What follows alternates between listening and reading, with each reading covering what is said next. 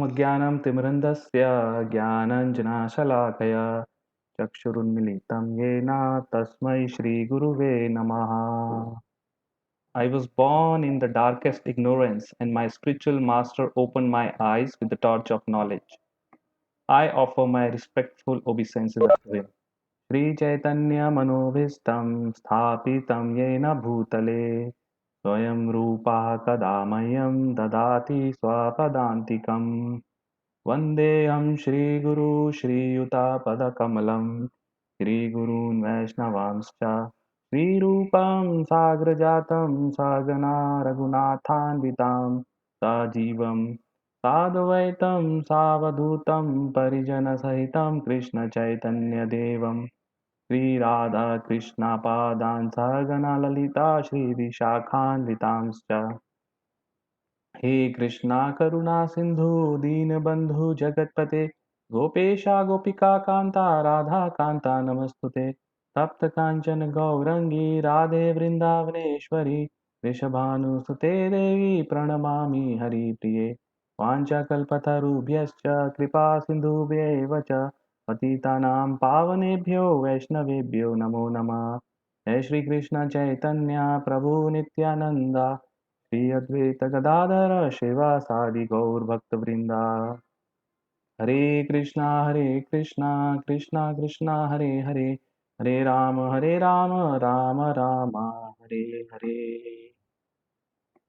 So again I welcome you all for our online Bhagavad Gita class, and I think we have few more participants who joined in last 2-3 minutes. Good. So let me quickly share what we are going to do today.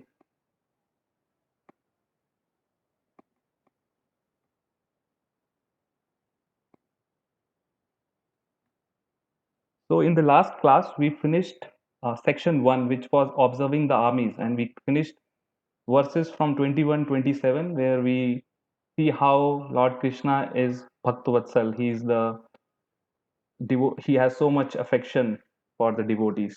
Today we are going to start with section 2, which is basically Arjuna's lamentation, reasons of not to fight. So Arjuna gave so many reasons. At least I think he gave 5 reasons.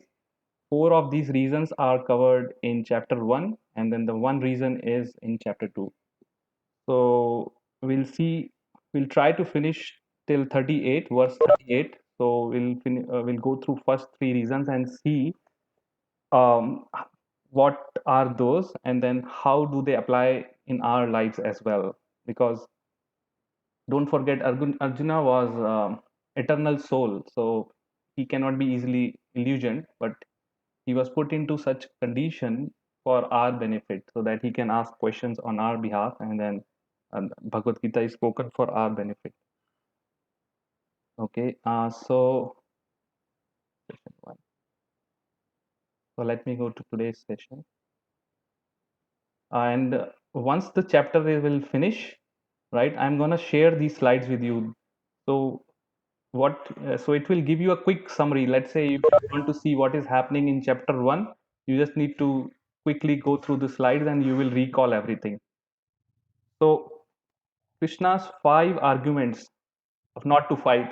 First argument was compassion. Second was loss of enjoyment. Third was fear of sinful reactions. Fourth is destruction of family traditions. And the fifth was indecision. And these are the verses where each of these Arjuna's arguments are given. And then in chapter 2, Lord Krishna, when he starts speaking Bhagavad Gita, he refutes each and every argument which Arjun gives. So these are the verses where Lord Krishna is refuting, or he's actually scolding Arjuna. So he's refuting each and every argument. So this is a good table, I thought will benefit. So if you just want to see compassion, so it's in 1.28 to 1.30, it's compassion. Arjuna is giving reasons, and then Lord Krishna is refuting in 2.11 to 2.30. Okay.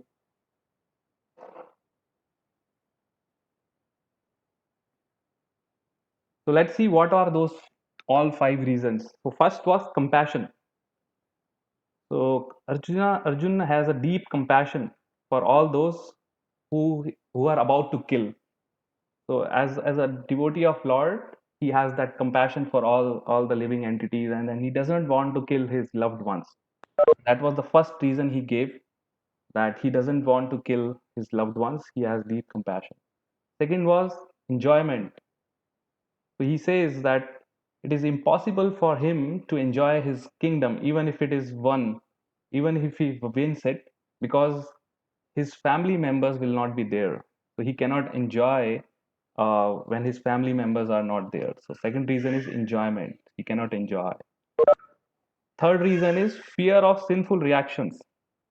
So Arjuna thinks that the enjoyment of royal happiness is not worth the suffering which he may undergo as a result of sinful reaction by killing so many people and by killing his superiors. So he was fearful of sinful reactions, that by killing so many people he will get sinful reactions, and then he may suffer in hellish planets. And then he was thinking that just like this enjoyment of royal happiness or enjoyment of kingdom is not worth the suffering which he has to undergo. That was his third argument. Fourth was destruction of family traditions. With the death of so many great Kshatriyas, irreligion will flourish and the women would be unprotected and corrupted by unscrupulous people. Therefore, society would be overrun by unwanted progeny. So, this was his fourth um, argument, that if he kills all the Kshatriyas, then all the women of those Kshatriyas, all the wives will become widow, right? And then they will become unprotected, and then there would be corrupted by unscrupulous man, and then because of that, a lot of unwanted progeny will arise, and that will destroy the Vedic tradition. So that was his fourth reason. And the fifth was indecision. So he was not convinced which is better, like either he should conquer his enemies or being conquered by them. So he become indecisive towards the end. And that's when he surrenders, and then he says, I have lost my senses. I do not know what to do. And he accepts Lord Krishna as his guru and asks him to enlighten him. So let's start with verse 28. Okay, so let's just pull up. So I'll start. So this is Arjun speaking. Verse 28, Bhagavad Gita. Those who have books, they can read from books, or anyway, I am sharing online, and this is the link. I can just paste it in the chat if you want to see.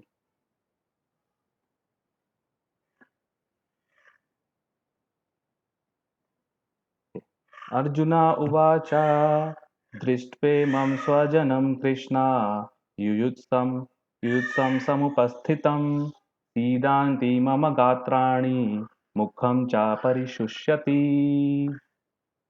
Translation. So let me see part of it. Uttam, Prabhu, do you want to read the translation and purport? Okay, Prabhu, I'll do. Yes, thank you. So Arjuna said, my dear Krishna, seeing my friend and relative present before me in such a fighting spirit, I feel the limbs of my body quivering and my mouth drying up. Purport by Srila Prabhupada. Any man who has genuine devotion to the Lord has all the good quality which are found in godly persons and or in the demigods, whereas the non-devotee, however advanced he may be in material qualification by education and character, lacks in godly quality. As such, Arjuna, just after seeing his kinsmen, friends, and relatives on the battlefield, was at once overwhelmed by compassion for them who had so decided to fight amongst themselves. As far as his soldiers were concerned, he was sympathetic from the beginning, but he felt compassion even for the soldier of the opposite party.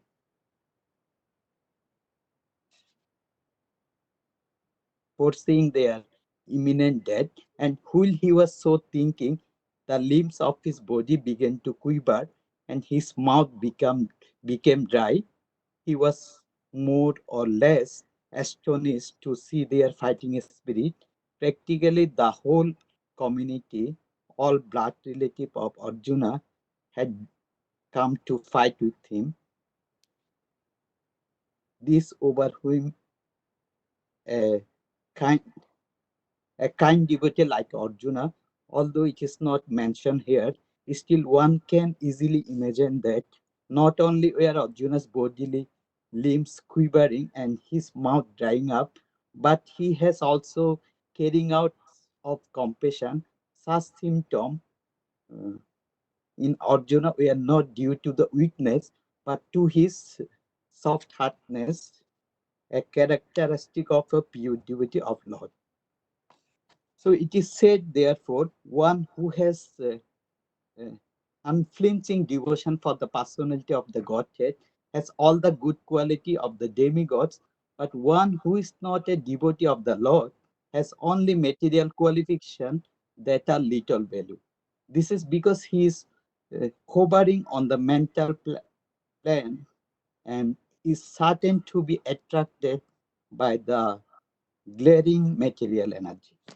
Thank you. Hare Krishna. Thank you, Uttam. So, very wonderful purport by Srila Prabhupada. Uh, even though it looks like translation is uh, very easy, like showing that Arjuna said that seeing my friends and relatives present before me in such a fighting spirit, I feel the limbs of my body quivering and my mouth drying up. So let's see. One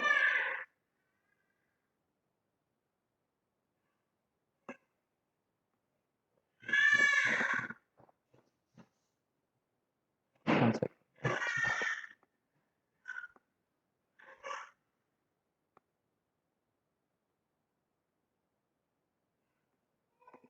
So I just prepared the slide just to go through what Prabhupada has mentioned in the purport.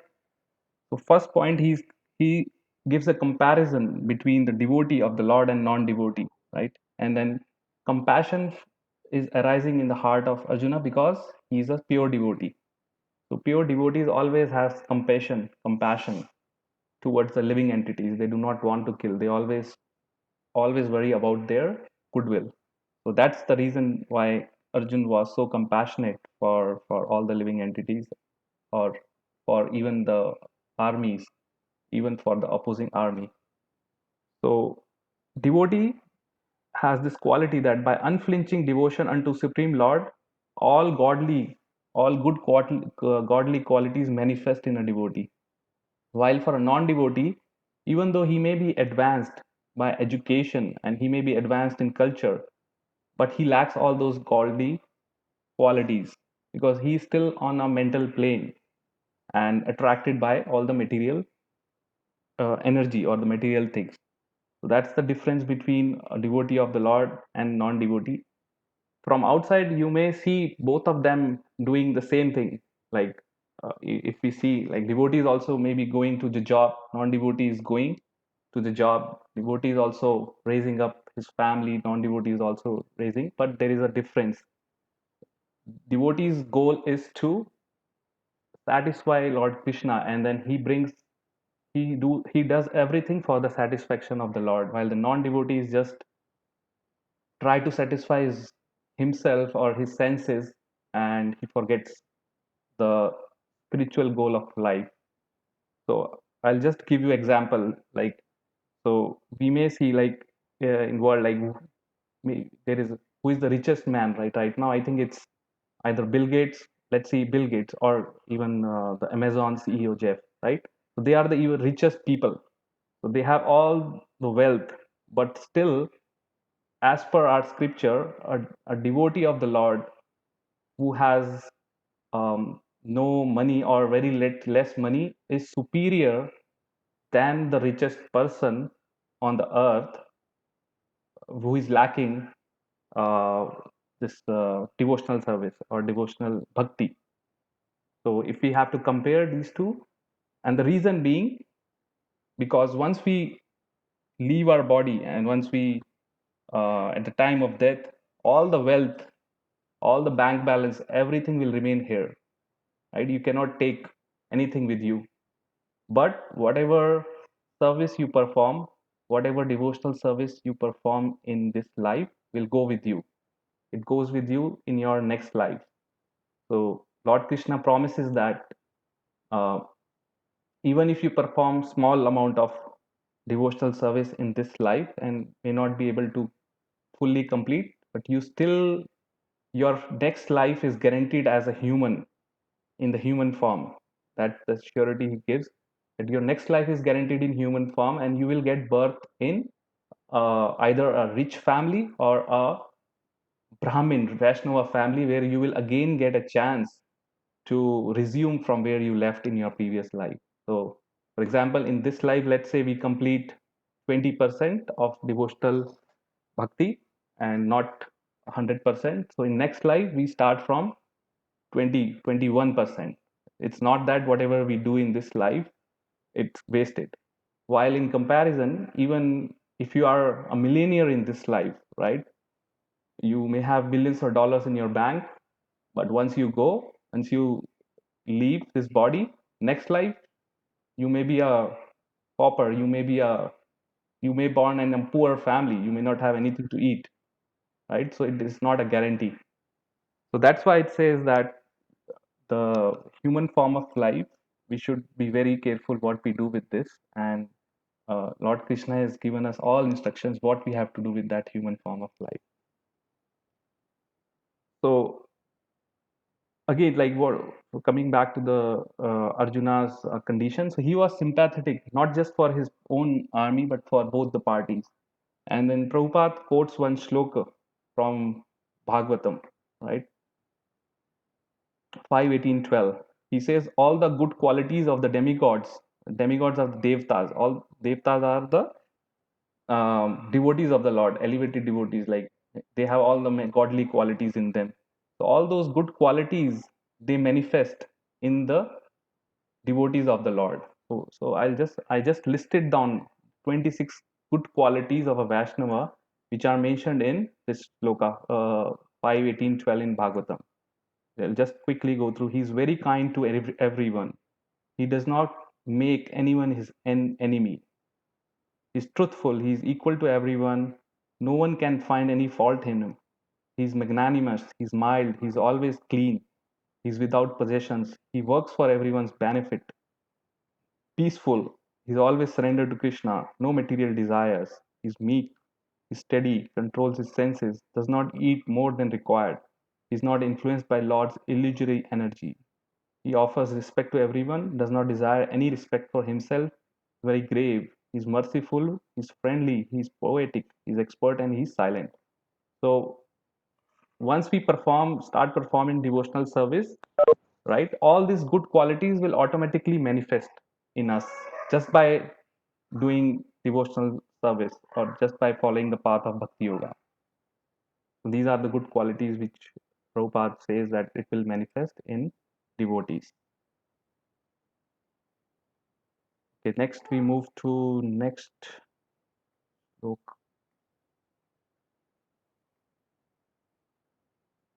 So next two shlokas we'll read together, and then we go to the what to the purport. Like we'll read slok and translation purport, and then next, and then we come back and understand what it says.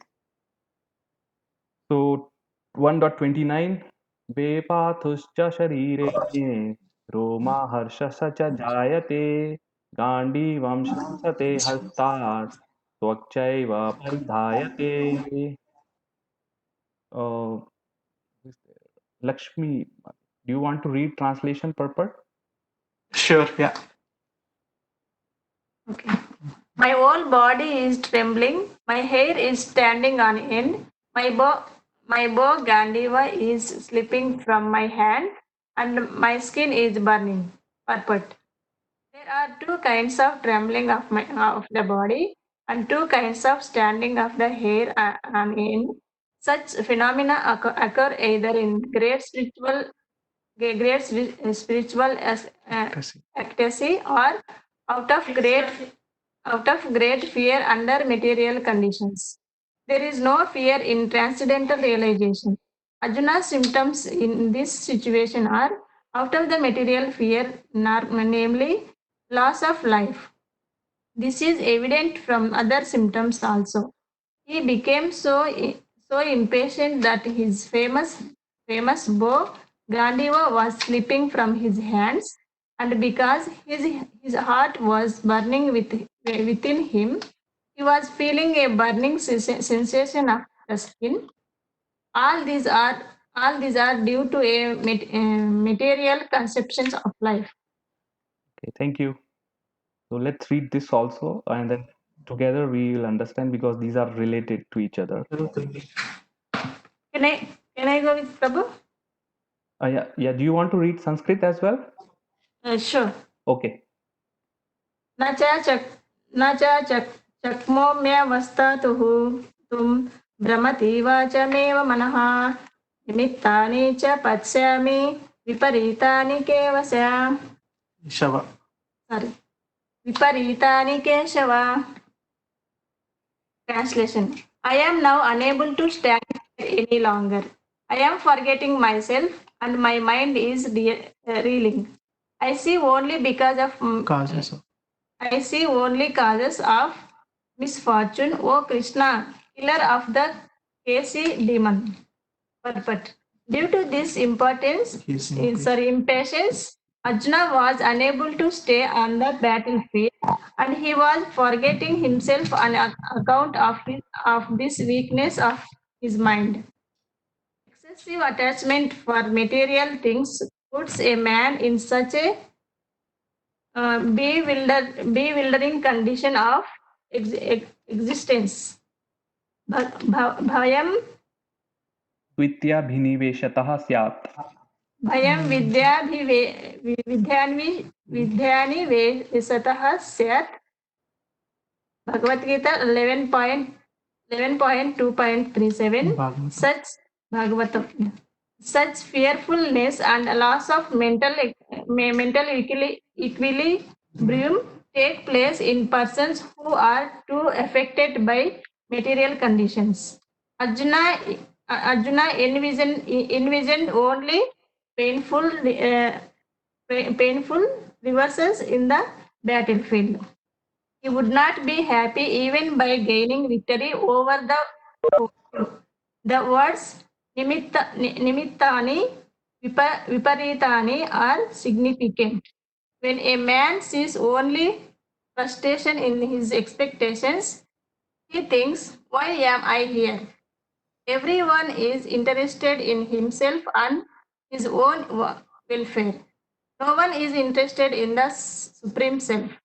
Arjuna is showing ignorance of his real self-interest by Krishna's will. One's real self-interest lies in Vishnu or Krishna. The conditioned soul forgets this and therefore suffers material pains.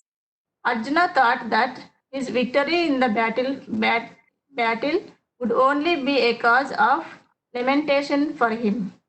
Okay, thank you. So you see how Arjuna was overcome by fear. He was so fearful that his Gandiva bow was slipping from his hand.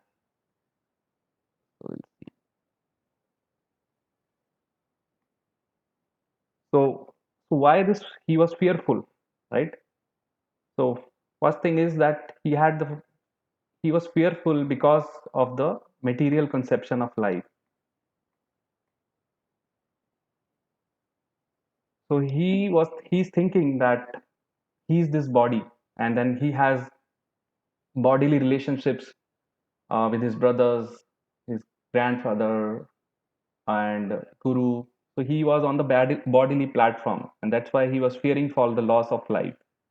So he was on the material platform and thinking from that material platform, and that's the cause of fear. So even in the Bhagavatam, it says that fearfulness, it comes from ignorance of who are we? We as a soul are eternal, right? We never die. It's just our body, outer covering, which we have, that goes through uh, manifestation and manifest like it. So by the end of our life, we change the body and go to take a new body. Either it could be a material body, or if we have done our perfect our devotional service, we may get a spiritual body, and then we go back to Godhead from where we came. So all these symptoms were coming out of fearfulness, impatience. So due to his impatience, he was unable to stay on the battlefield. Then he was forgetting himself. It was showing as a weakness of his mind, excessive attachment to his material things. That's this puts a man in such a bewildered condition that such a great Kshatriya, who was considered to be the best archer in his era, and he's now acting as if he doesn't know anything. And then, because of fearfulness, his Gandiv was slipping. Gandiv was his bow. And then, before before the starting of war, he made a vow that if any warrior asks him to put down his bow, Gandiv, then he will kill him. And now he himself was putting down this bow. So that was you can imagine that's the how fearful he may have become. So as I mentioned that there is Prabhupada quotes one verse from Bhagavatam 11 to 37, Bhayan Dvitya Vinisheta Tyat. So such fearfulness and loss of equilibrium takes place in a person too affected by material conditions. Like this, we can very well relate today in world. We see everywhere there is people are worried, right? People are fearful because of this COVID-19 problem, right? So people are worried what will happen to their family, what will happen to them. So this is the condition which we have. And then why that fear is there? Because people are worried. They do not know that they are this eternal soul which never dies, and they are still on the material platform. And this fearfulness is causing more trouble than the actual COVID, because people are going through so much stress, right? I see that many people in US, the doctors are committing suicides, uh, just by they cannot handle this stress, this fearfulness condition. So we need to understand that in this material world, everything is temporary. Even we may get these adverse conditions, so much calamities, but these are temporary. And similarly, all the good things which happen in our life, those are also temporary. So that, because that is the nature of the material world. So a wise person should not get disturbed by what is happening. There is a famous shloka which prayer which Prabhupada always quotes, like Mare Krishna Rakhe Krishna Mare ke. What it means is Mare Krishna. If Krishna decides to kill anyone, nobody can save him. And if Krishna decides to save somebody, nobody can kill. So we should have faith in that if if our time has come, so no matter what we do, nobody can save us. And then if our time has not yet come to go from this world, no matter what happens, no one can harm us. And this example we can take from very well, like from our famous like Ram Leela and Krishna Leela. So in Ram Leela, as you know, Ravan who captured Mother Sita, he was a great devotee of Lord Shiva. He offered several of heads in offering to Lord Shiva. He used to cut his head, put down in the fire, and then he gets a new one. So he was a great devotee of Shiva. So when Ram was about to kill Ravan, right? So he was praying to Lord Shiva that please save me and then uh, make me won this battle. And then Parvati ji was telling to Lord Shiva, see, he is your great devotee. Why don't you save him? But Lord Shiva says that he has done so much, like he has done so much disservice. He has captured Mother Sita. I cannot save him because Lord Ram, who is none other than Lord Krishna or Vishnu, if he has decided to kill, nobody can save. So his fate was sealed. Even Lord Shiva could not save Lord Ravan, and neither any devtas. So Ravan was so powerful that he was on like all the three worlds, all the upper planetary system, lower planetary system, and the earth. They were so fearful from him. Even the devtas. It's mentioned that he even captured the Yamduta. Yamduta was standing in front of the main door of Lanka, and with folded hands, like he was captured. So he defeated everyone. But if God decides to kill, and nobody can save. So, and then if God decides to save anyone, then nobody can kill. And this we can see in our very Mahabharata, right? So at the end of the war, when Duryodhan was killed, then Ashwathama, uh, he tried to kill Parikshit, who was the grandson of Arjun, right? And he was still in the womb of Uttara. Uttara was the wife of Abhimanyu. So he tried to kill that Parikshit, even though he's still in the womb, and that is like a ghastly act, right? To killing any child who is still in the womb, and he left his this Brahmastra, which is like most destructible weapon. But Lord Krishna, he entered in the womb of Uttara and then saved Parikshit. So if God decides that my devotee, if he wants to save his devotee, nobody can touch him. So we should have that faith in Lord, and then we all what we need to do is just practice devotional service and then surrender to God and then say, God, do whatever you want me to do. God want like do whatever you like to do with me, but I am yours. That's the prayer which we have to do, and then leave everything.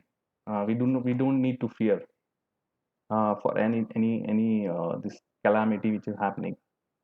So that's the practical application from this, that if we get bewildered by fear, then we will also get all this um, signs, impatience, weakness of mind, so much stress. So we should not get fearful. And also, uh, like based on our prarabdha, which is our previous karmas, our we get whatever, there is a quota, how much happiness we get, and then there is also like our janm and maran, like birth and death are fixed.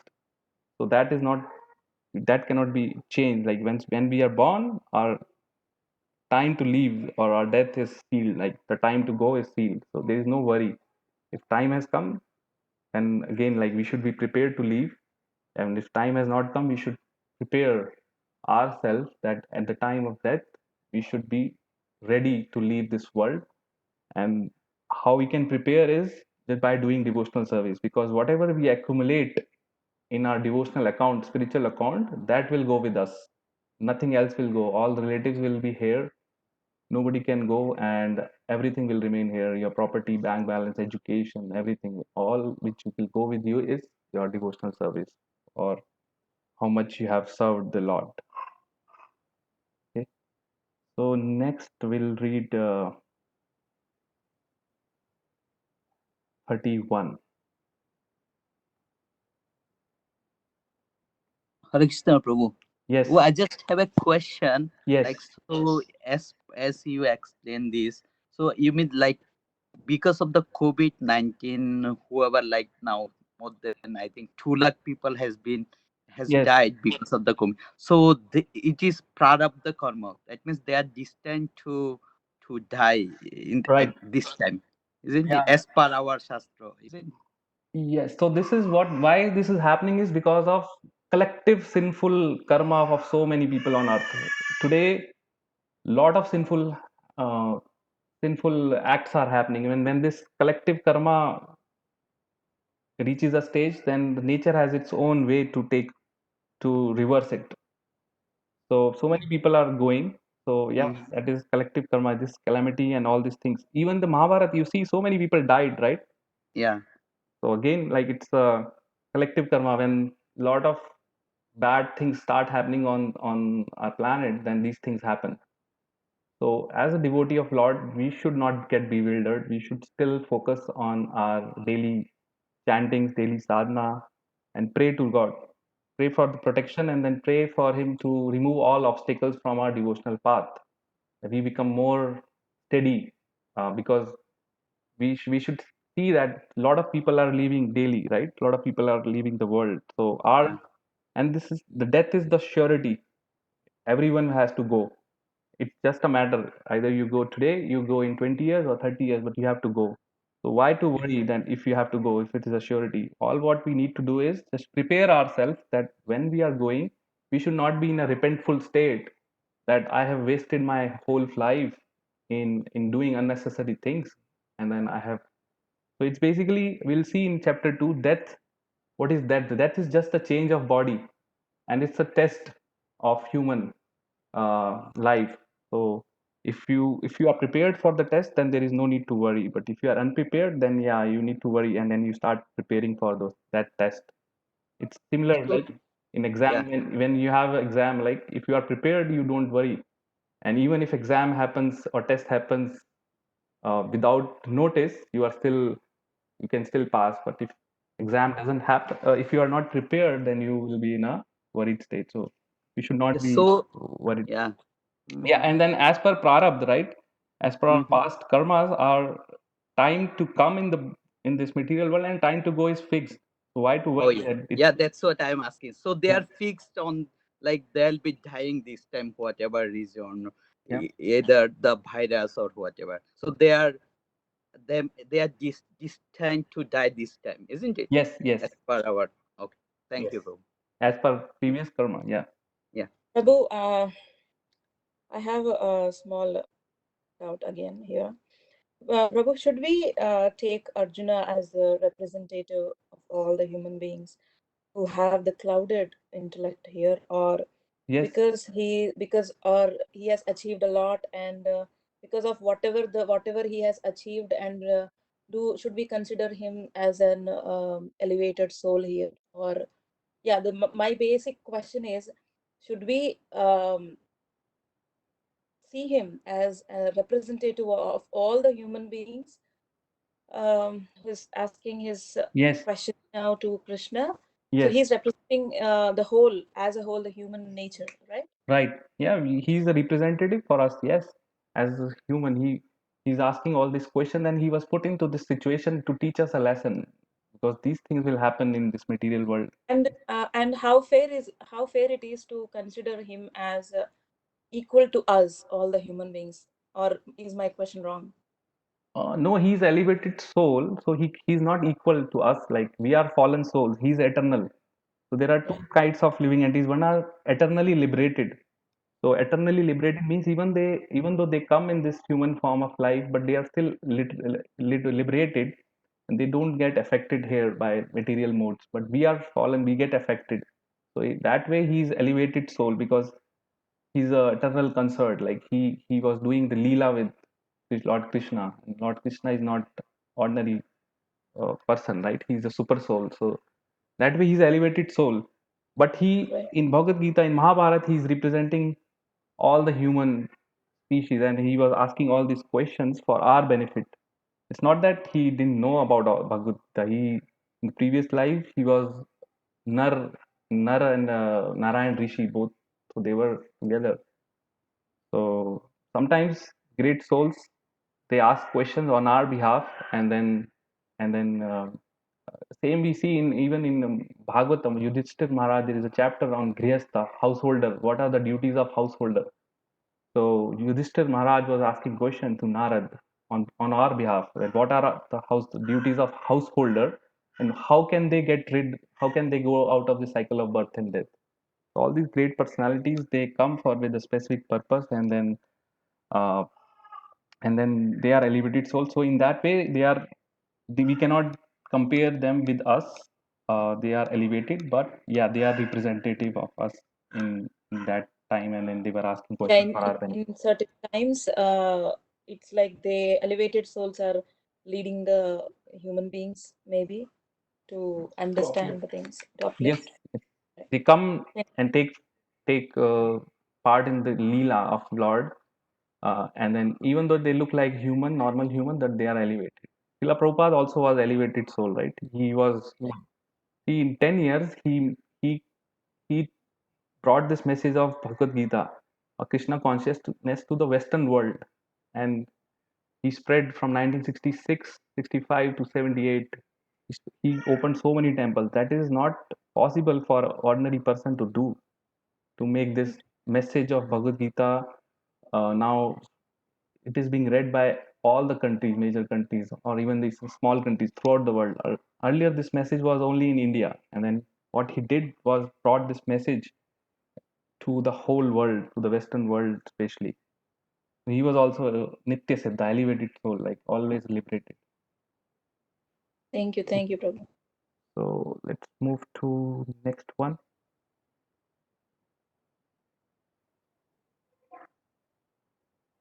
So text 131, 1.31.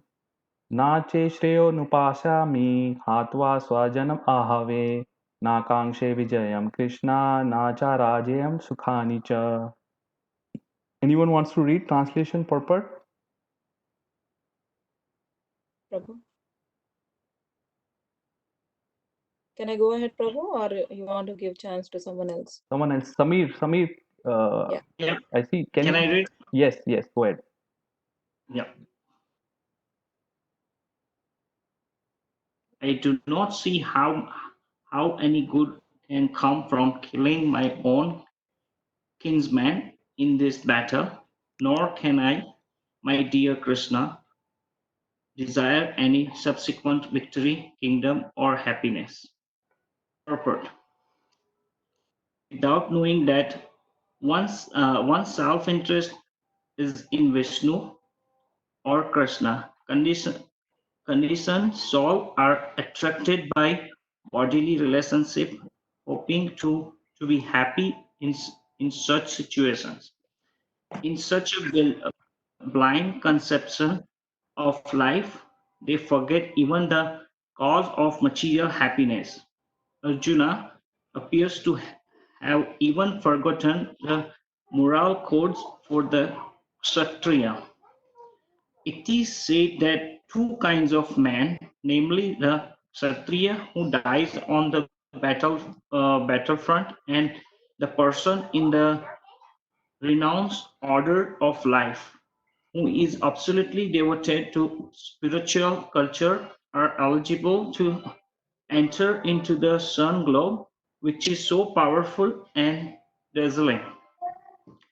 Arjuna is reluctant even to kill his enemies, let alone his relatives. He thinks that by killing his kinsman, there would be no happiness in his life, and therefore he is not willing to fight. Just the just as a person who does not feeling hunger is not inclined to cook. He has now decided to go into the forest and live as scheduled life in a frustration.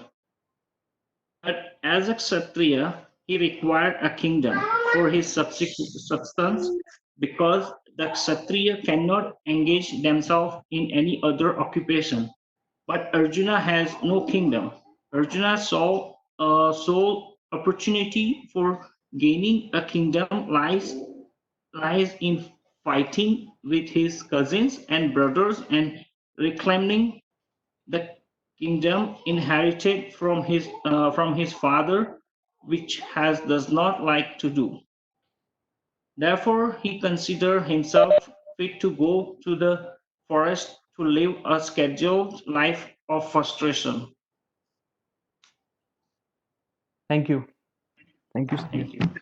So Yeah, here, Hare Krishna. Hare Krishna. Here, Arjuna sees that again. He gives another reason, right? 131. What is the reason? He gives of the loss of enjoyment. He says, I cannot enjoy. After I kill everyone there, I cannot enjoy my kingdom. There was so much. and so much killing.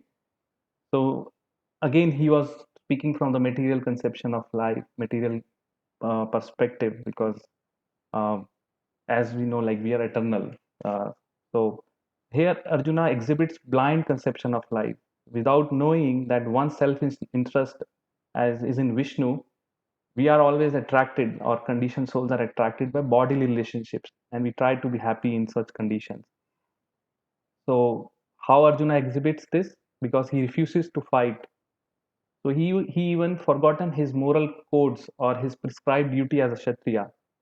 As a Kshatriya, it was his duty to fight, and like Kshatriyas needs to protect their citizens, and then if someone takes their kingdom, then it's their duty to fight it back. They cannot just simply leave and give this um, reason as a compassion.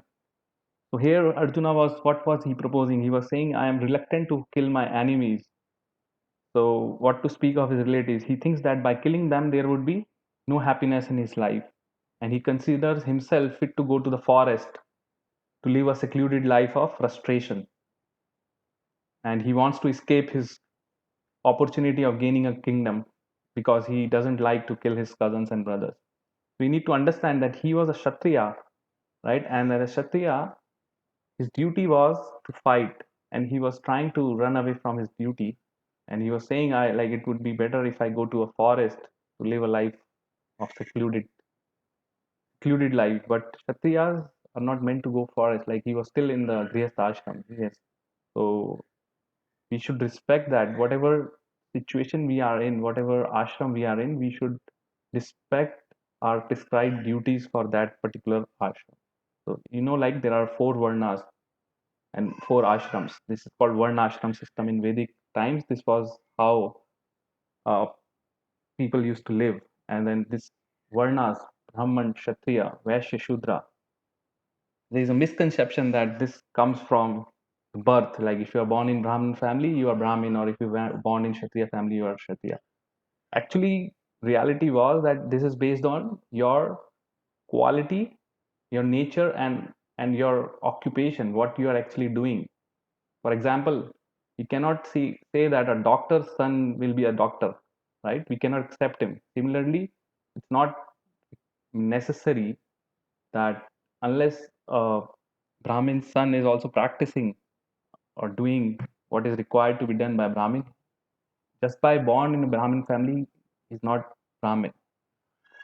So that's the 4 varnas, like Brahman, Kshatriya, based on your duties, occupational duty. And the duty of Kshatriya is to protect his citizens, and uh, Kshatriyas needs, Prabhupada mentions in the purport, Kshatriyas needs kingdom or some piece of land for their subsistence. They cannot just engage in any other occupation. That's not their duty. So Arjun needs to have their Pandavas needs to have their kingdom, and Duryodhan was aggressor, right? He deceitfully captured their kingdom. So they were. It was all their. It was in their interest and also in the interest of dharma that they should fight. And again, it says that he was worried that what will happen to the people who will die, right? And he will get sinful reaction. Kshatriyas will not get sinful reaction because they are fighting. They have to fight, so they don't get sinful reaction by killing people on the battlefield when they are engaged in the fight. And then it's mentioned that 2 kinds of men, they achieved they become eligible to enter in the sun globe. So what is the worry, right? Even people who are dying on the battlefield, because Krishna was personally present, their next destination is gonna be better than what they were. And with this we also understand that there is a life on sun. Our today's scientists may not accept that, because they think that if humans cannot go to the sun, then there is no life on the sun. They think everything from their material perspective, right? But from our shastras we see that there is a life on sun. It's just that today there is life on earth, and water is predominant on earth, and our body is 70-80% water, right? So that's why we are able to live. So in sun, fire is a predominating factor. So if your body is composed of majorly fire, then there is life, then you can live on sun. So here Prabhupada mentioned that people become eligible to enter the sun globe uh, if they are fighting in directly in front of in the battlefield and under Krishna's personal order, and people in this renounced order who are devoted to ritual culture. And anyone who prays to sun god, right, he's also eligible to go uh, to the sun planet in next slide. So moving to next. So next is there are 32 to 35 in one. We'll just quickly read. किं no Rajen Govind किं भोगैर्जीवितेन वा येषामर्थे काङ्क्षितं no राजयं भोगसुखानि च तामे ता इमे वस्थिता युद्धे प्राणां त्यक्त्वा धनानि च आचार्यः पितरः पुत्रास्तथैव च पितामहा मातुलाः स्वसुराः पौत्राः श्यालाः सम्बन्धिनस्तथा एतान् न हन्तुम् इच्छामि ज्ञातातोऽपि मधुसूदन अपि त्रैलोक्यराज्यस्य हेतो किं नु महि कृते निहत्य धार्तराष्ट्रान्न का प्रीतिः स्यात् Janardan. So let me see who wants to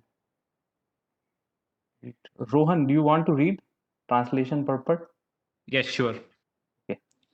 O Govinda, of what avail to us are a kingdom, happiness, or even life itself when all those for whom we may desire them are now arrayed on this battlefield?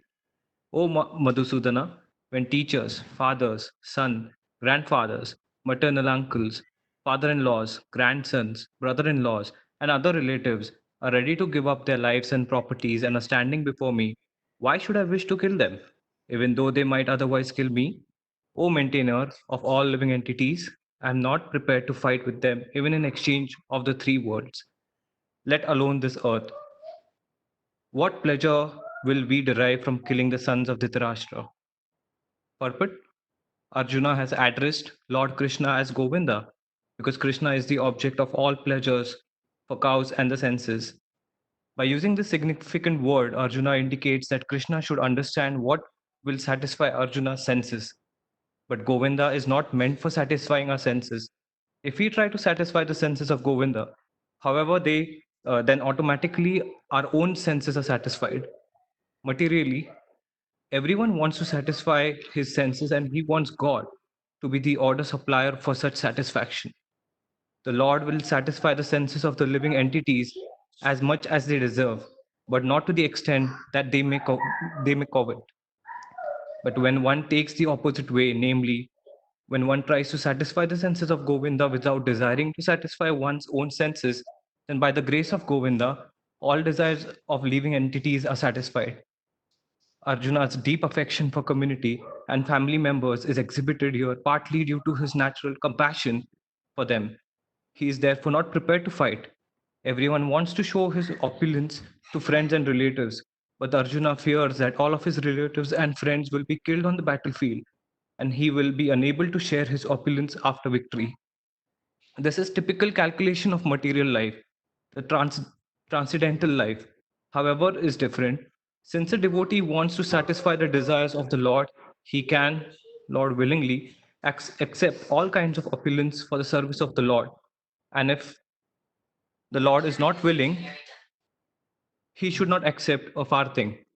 Arjuna did not want to kill his relatives, and if there were any need to kill them, he desired that Krishna kill them personally. At this point, he did not know that Krishna had already killed them before their coming into the battlefield, and that he was only to become an instrument for Krishna. This fact is disclosed in following chapters. As a natural devotee of the Lord, Arjuna did not like to retaliate against his miscreant cousins and brothers, but it was Lord's plan that they should all be killed. The devotee of the Lord does not retaliate against the wrongdoers, but the Lord does not tolerate any mischief done to the devotee by the miscreants. The Lord can excuse a person on his own account, but he excuses no one who has done harm to his devotees. Therefore, the Lord was determined to kill the miscreants, although Arjuna wanted to excuse them. Thank you, Rohan. So very again wonderful purport, and this actually this purport summarizes what is the bhakti or what is the devotional service. We should do whatever is for the satisfaction of Krishna or the Govinda, and not for our satisfaction. So let's see. This is a wonderful verse. So here Arjuna refers to Govinda. Govinda. Go. It comprises of two things. Go. It has two meanings. One is Govinda, one who gives pleasure to the cows, because go means cows, and then Vinda pleasure. One who gives pleasure to the cows, that is Krishna, Govinda, and also one who gives pleasure to the senses or controls the senses is Govinda. So that's the meaning of word Govinda. Krishna is the object of all pleasures for the cows and senses. And what Arjuna indicates by addressing Krishna as Govinda, he indicates that Krishna should understand what will satisfy Arjuna's senses. This is again a material concept, material understanding, right? Mostly I would say 98%, 99% people are in that exception, that they want something in return materially and to satisfy their senses, and that's why they want to pray to God or to kind of go to the temple or worship. So, and then people want God to be their order supplier for such satisfaction. But what is the right conception? Right conception is Lord will satisfy the senses of the living entities as much as they deserve, but not to the extent that they covet. That Lord will satisfy you, Lord will give you all the material comforts, but as much as what we deserve, not what we want. So, and Lord knows what we deserve based on our again past karmas, prarabdha. So why to then worry, right? Why to worry about gaining all those material comforts, and then why to even ask God that give me this, give me that, give me car, give me this, give me new job, because he knows what we deserve, and then accordingly he will give. So this is the real conception, that Govinda is not meant for satisfying our senses. Instead, one who tries to satisfy the senses of Govinda without desiring to satisfy his own senses, then by grace of Lord, his senses, all his desires will get fulfilled. So if we try to satisfy Supreme Personality of Godhead, Lord Krishna, by serving him, by doing devotional service, then all our senses are, or all our desires are fulfilled, because we are part and parcel of Supreme. And to understand that, I'll give you an analogy which Prabhupada always gives. So we have this whole body, right?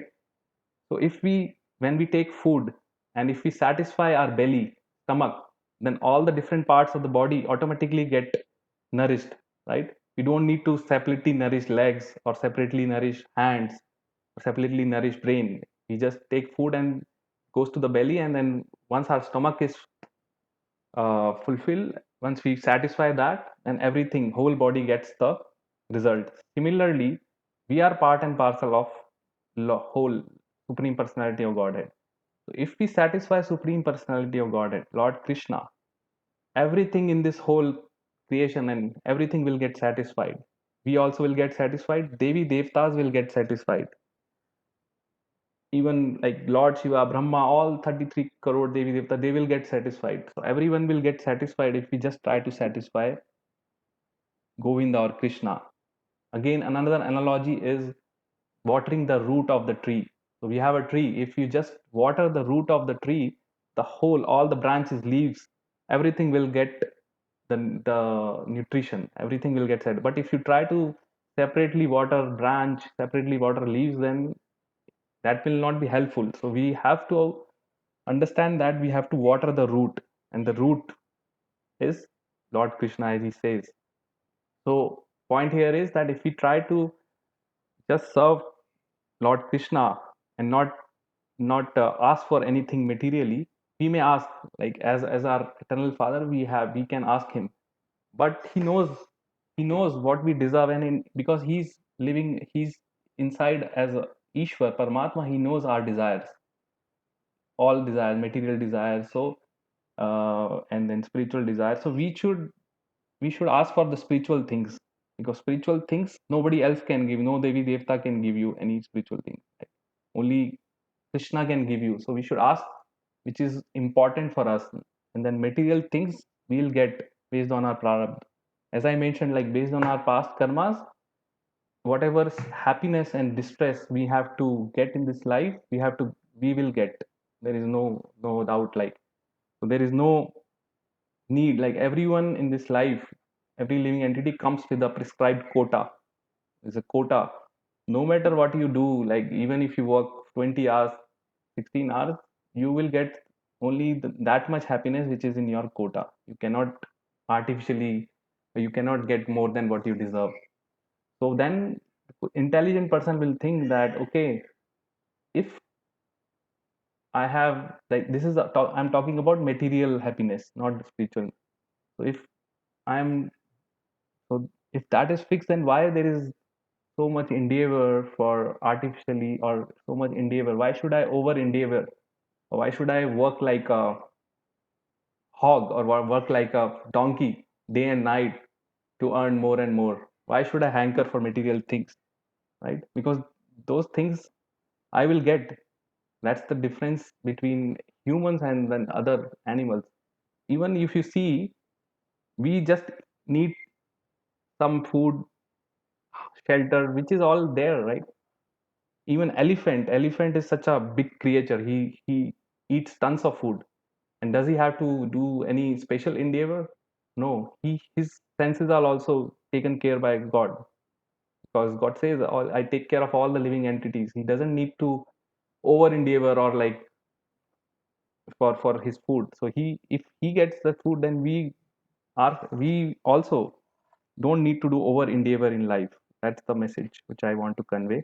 And instead we should direct our energy in trying to develop, our loving relationship with Lord Krishna, and try to satisfy him, because by doing that everything else will be taken care. Okay, so I hope that is good. And then let's move on. Think, okay, yeah, there is one more thing here. So Prabhupada here compares the typical calculation of material life and the transcendental life. So in material life, people have show off tendency, right? They want to show off their opulence to friends, relatives. And Arjuna was thinking, like, if he doesn't have his friends, relatives, what will he do with the kingdom? How will he enjoy? There is that tendency. And then to be so-called good man, Arjuna did not want to kill his relatives.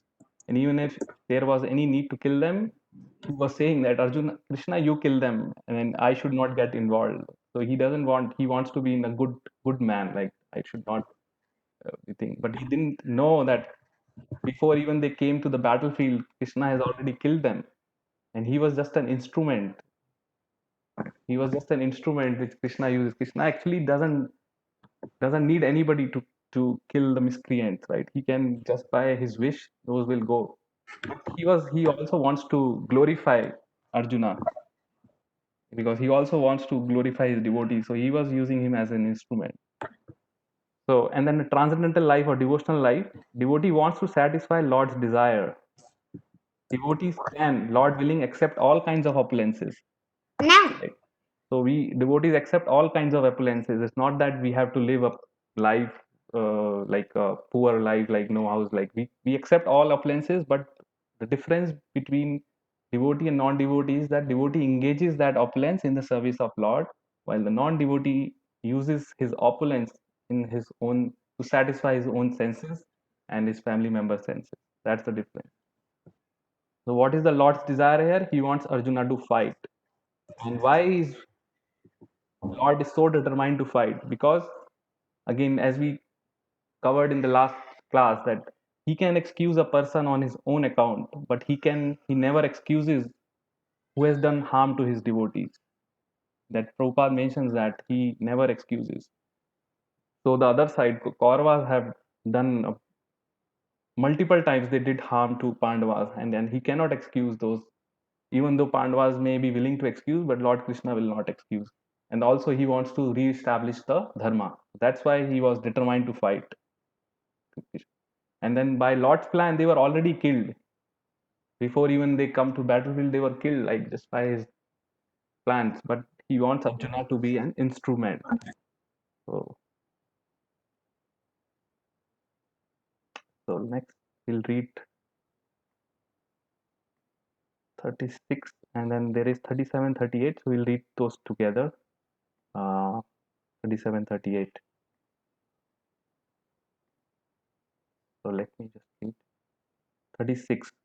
Papam evashrayad asman hatvaitan atatainah tasman naravayam hantum dhartarashtran sabandhavan swajanam hi katham hatva sukhina shama madhava.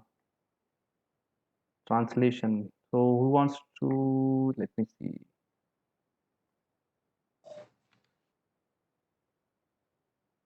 Keshav, do you want to read translation purport? Oh no, I cannot feed my baby son. I think he may have kids around. So, Anu, do you want to read?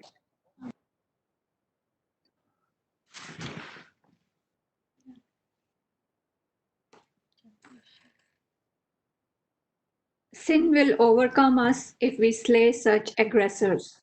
Therefore, it is not proper for us to kill the sons of Dhritarashtra and our friends.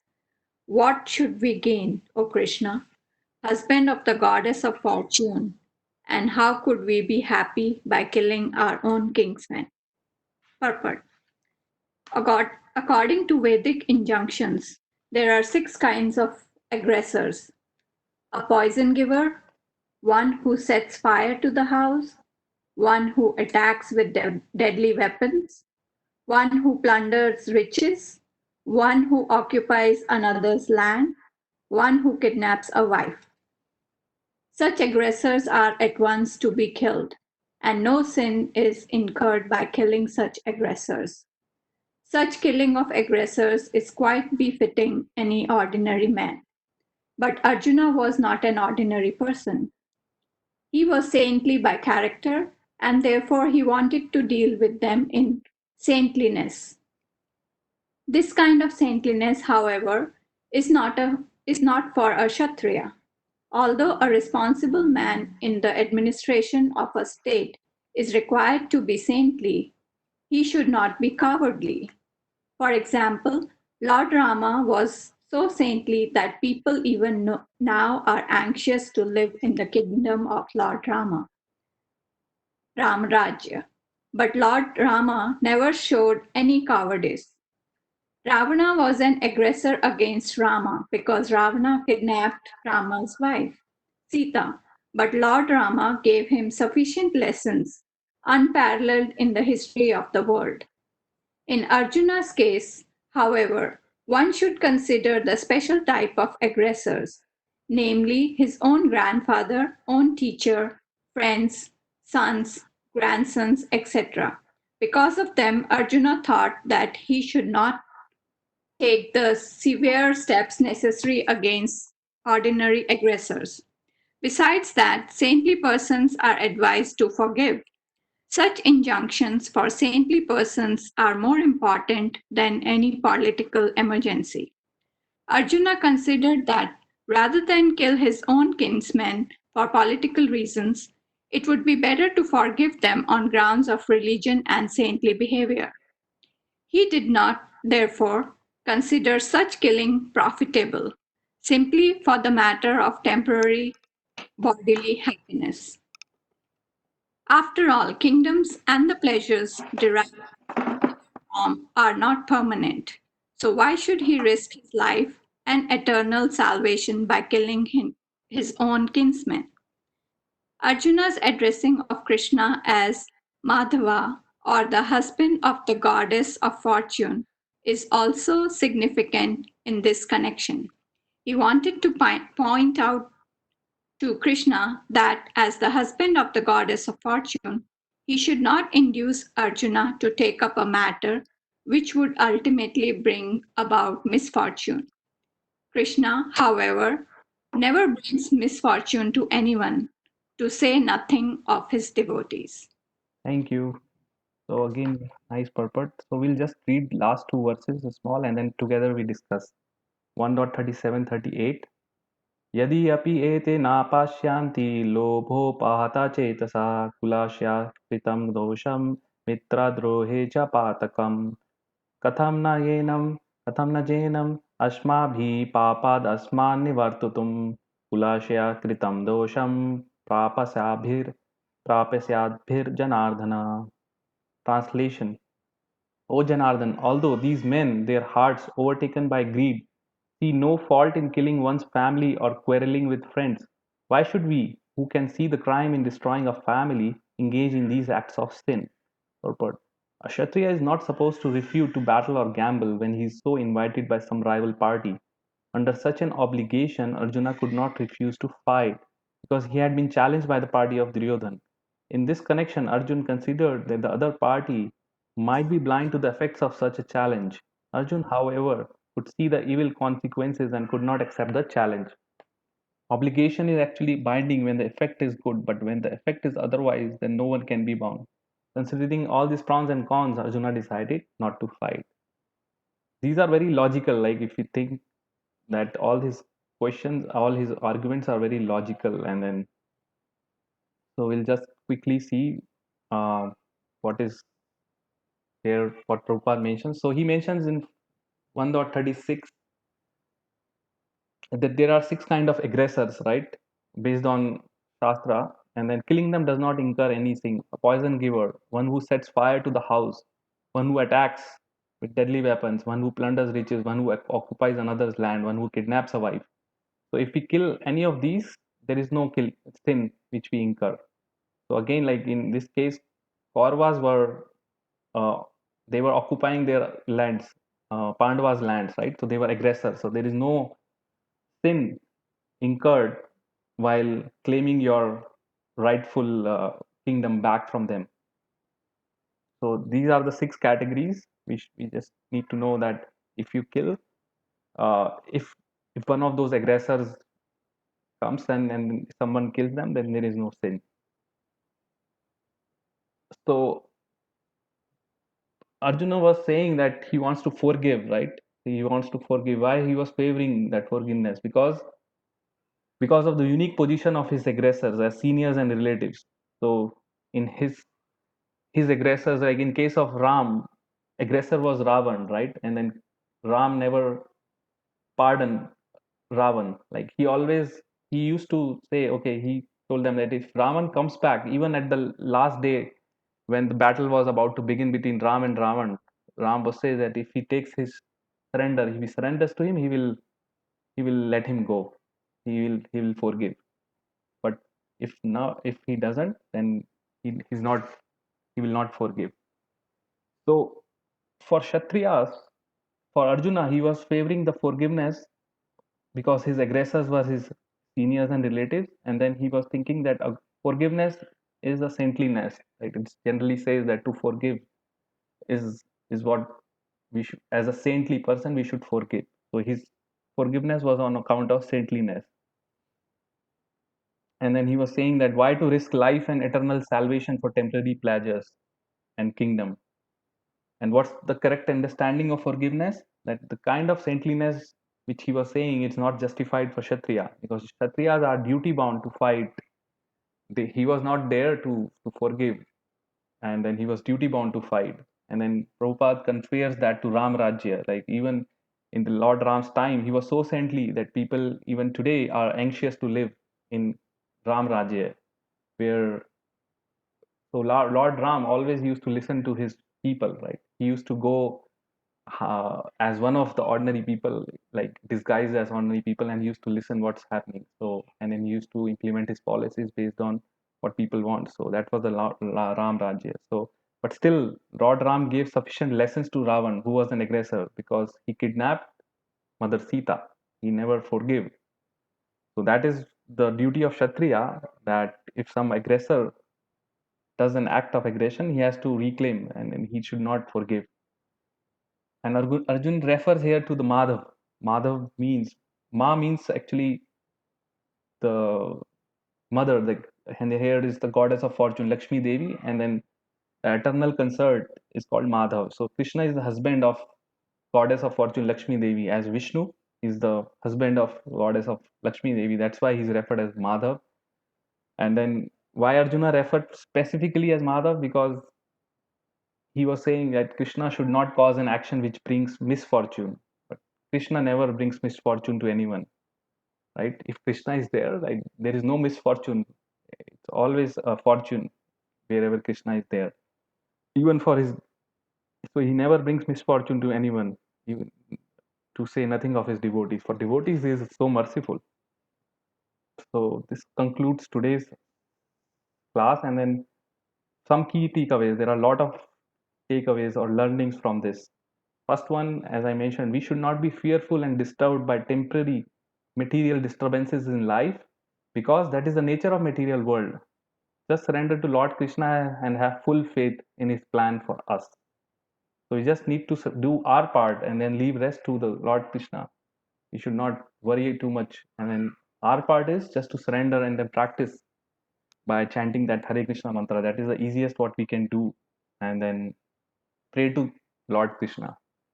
Pray to the God for our spiritual well-being, not the material. So, and then we should not get disturbed. Then second, Lord Krishna will satisfy our material desires as much as we deserve. So the intelligent people should never over endeavor for material comforts. Simple living, high thinking. So as I mentioned, like he will satisfy our desires as much as we deserve. So if we deserve X, then we will get X. We just need to endeavor, but no over endeavoring. Like to get those material comforts, material things, we just need to work as most of us are householder. We have duty to work, right? So we should work, but don't overwork or don't overburn, because our material comforts are predestined, and then whatever we deserve, we'll get.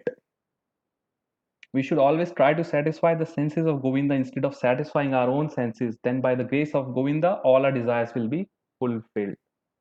This is another takeaway, that we should not try to satisfy our senses.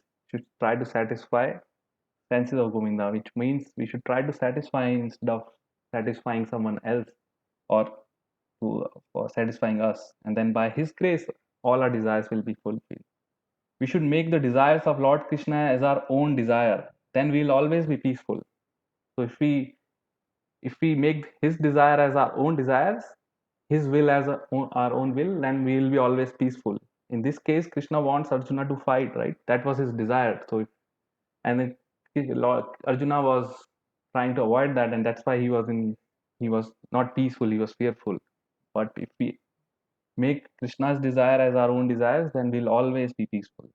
So in life, whatever happens, because Krishna is sitting in our heart, so he knows our desires, right? So and then how we get the good desire?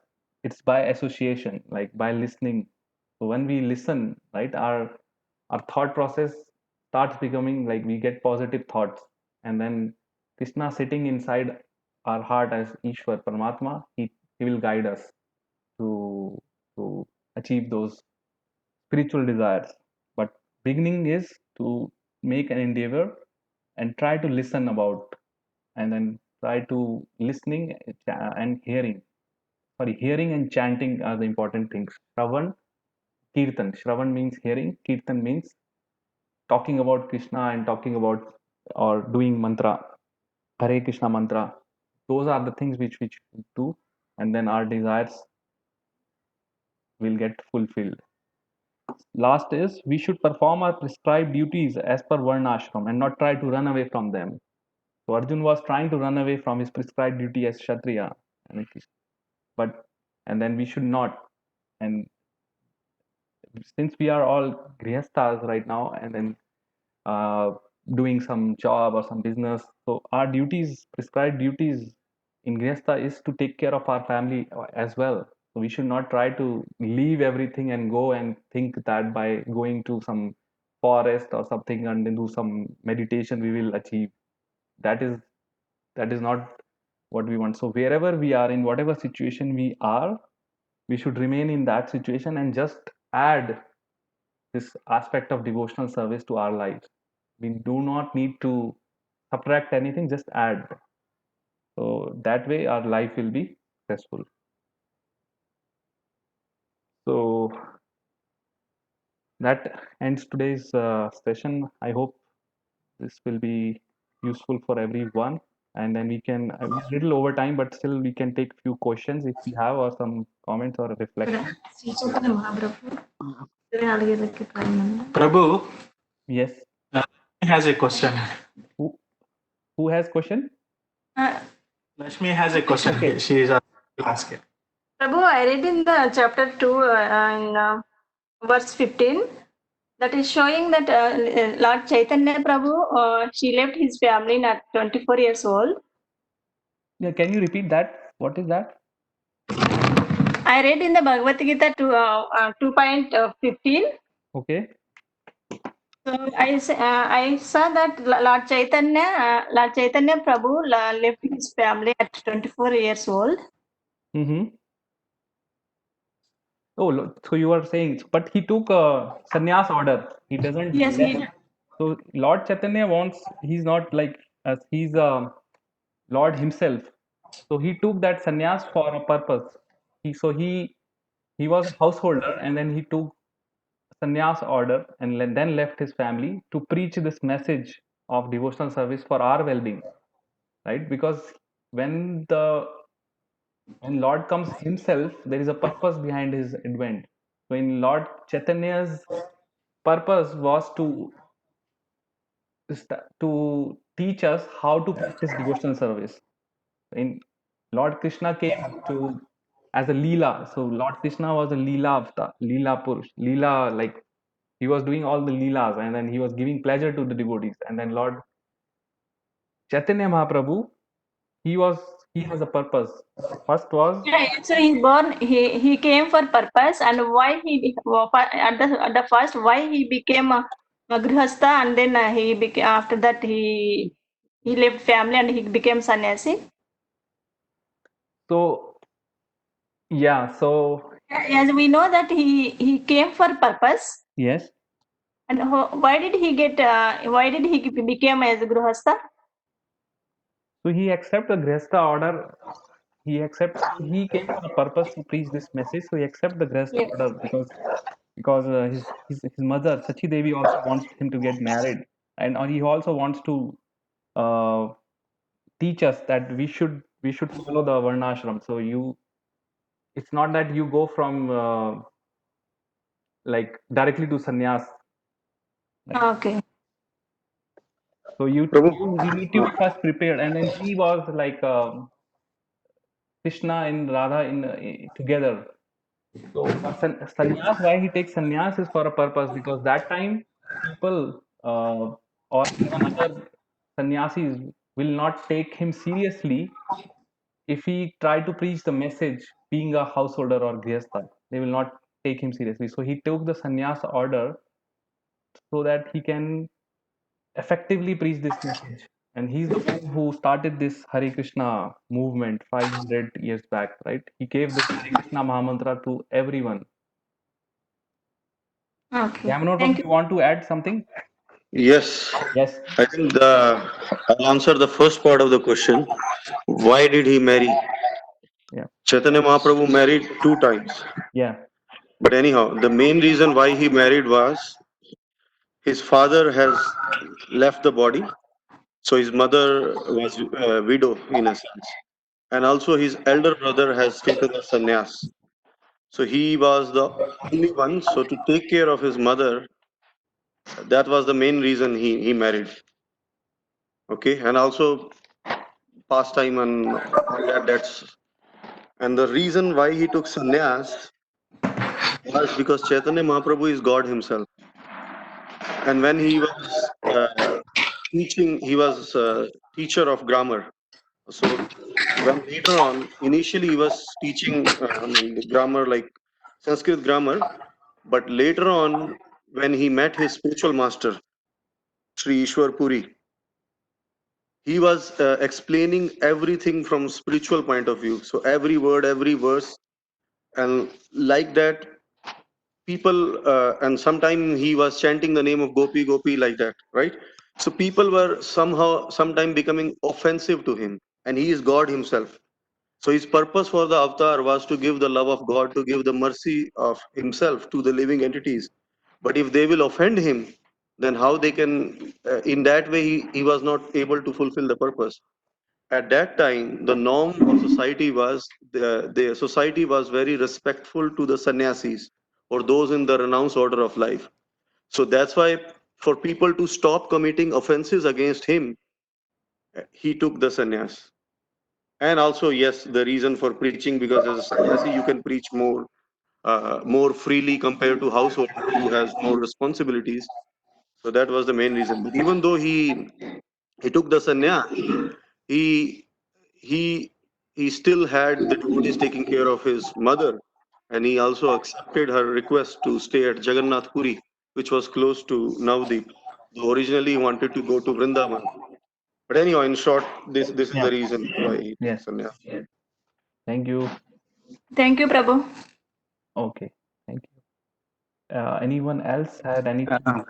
Prabhu Hare Krishna, uh, as you said, like Uttam. we have to like control our desire, like senses, not to desire some material things, and we have to desire for to like to desire for to satisfy the sense of Krishna. Like, so you mean like, so, but how we can do that? Like how we can satisfy the sense of the Krishna, or like, because we do the sankirtan or whatever, but our sense, I'm sure like my, when I do the like mahamantra, it doesn't say it, does it satisfy to Krishna, like, because we do the aparat, our mind goes here, but is it like, is it fulfilling the Krishna senses, or like whatever we do? Yes. Yes. So when we do any small devotional service, right? So that satisfies Krishna. As you know, like Krishna, just as I mentioned, like he's Bhakt Vatsal. So even in a small service to him, and then he becomes grateful to us. And then as an eternal Father, he also wants us to come back to him. So if we take one step, he takes 10 steps towards us. So that's the way we should practice. So by practicing, so there are 9 processes in devotional service, right? Shravanam, Mhm. Kirtanam, Vishnu Sparam. Yeah. So even if we perform, each of those 9 processes are capable of perfecting our devotional life. So all those processes actually satisfy uh, Krishna. So when we do chanting, yes, it satisfies. When we do arti, that gives satisfaction to Krishna. When we pray to Krishna, that gives satisfaction. When we do any Okay. service, so yes, when we So I mean, like though we are doing imperfectly, like lots of aparada or something, but still mean, I mean, it's still so it, yeah, so we need to our be, endeavor helps, like yeah, in the beginning, like, yeah, so if we do chanting, there are 10 offenses against chanting, right? So we should be careful not to do those offenses. But if our, even if our, in the beginning stage or even in later stage, mind has a tendency to wander. That's okay. Even Arjuna will say that it's very, very difficult to control my mind, like later. But we should just yeah. continue practicing. By practice, Acharya says, just by practice, we will become perfect. But we should not Mhm. stop just because of fear of doing aparadh. We should avoid that and continue. And Mhm. then there are 3 Okay. stages of chanting. We'll talk about in some class detailed. Naam Aparadh. First stage is taking the names with some aparadh, then Namabhas, and then the pure chanting. Mhm. So from our end, as we should make an endeavor to do whatever we can do as best as possible, whatever is possible. So like chanting attentively and listening, reading Bhagavad Gita and other Srila Prabhupada books, and if you are householder, then performing worship of Lord Krishna, Aarti, that gives pleasure to Krishna, that satisfies it. Mhm. And then Krishna also receives service, like in like like when we take initiation, then we have ritual master.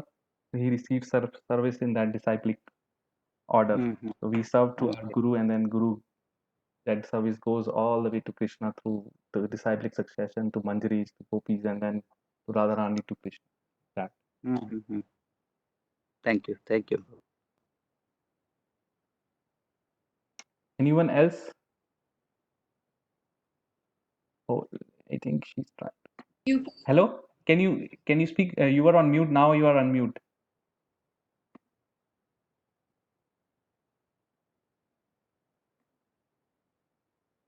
Okay, now it's better. Yeah. Yeah, I had a question on top of what he just asked. You mentioned there are 10 offenses in chanting. Yes. Could you explain that, please? What are the So, offenses which are considered? yeah, we can just like let me share. So we can quickly talk. That's a topic in itself, but yeah, we can read those 10 offenses.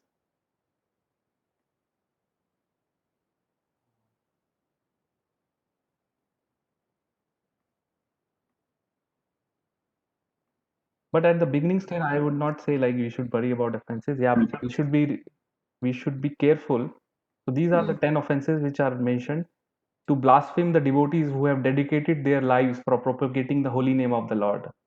So to blaspheme the devotees, that's an offense, first offense. That if we do Vaishnav Ninda, it's called Vaishnav Ninda. If we do any bad mouthing or blaspheme the devotees, that's first offense.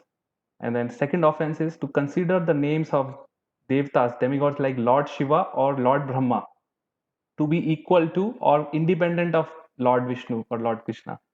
So to consider the demigods to be either equal or independent of Vishnu is the second offense. They are not equal or independent. They are always dependent on Krishna. Third offense is to disobey the orders of spiritual master. Like if you have a guru, a spiritual master, and if you disobey his orders, then that's a third offense. Then fourth is to blaspheme the Vedic literature or literature in pursuance of the Vedic version. To blaspheme, even like we have Vedic literature, Bhagavad Gita, Bhagavad Purana, all these Vedas.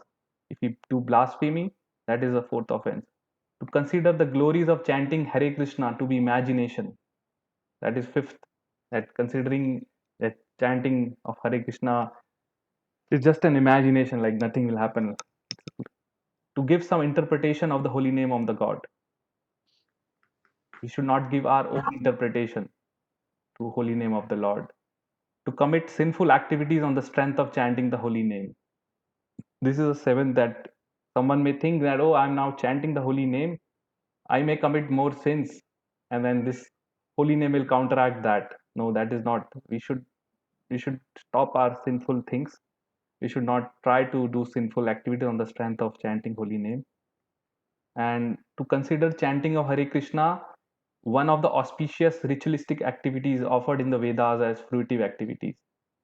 So in Vedas, actually, there are many fruitive activities. Karmakand, what is meaning by fruitive is that you do this puja and then you get something in return materially. So we should not consider chanting of Hare Krishna to be a ritualistic activity, or that we should get something material in return. To instruct a faithless person about the glories of the holy name.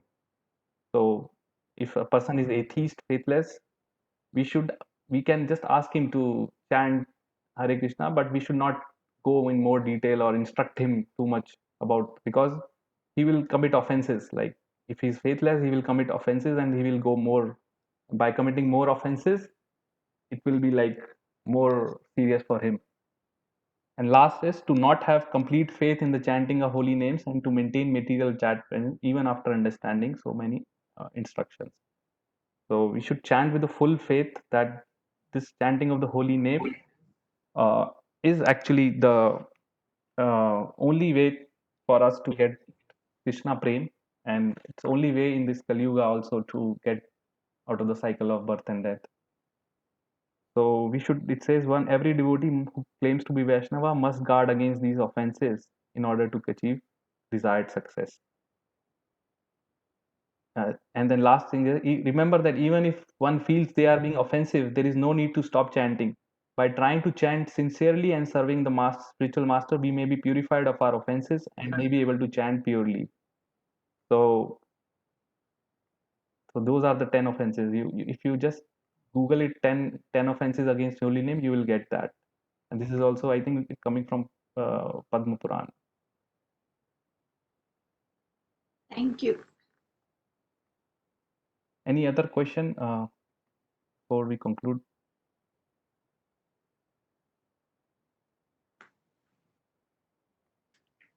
Prabhu, finally, I just have a small reflection of today's class.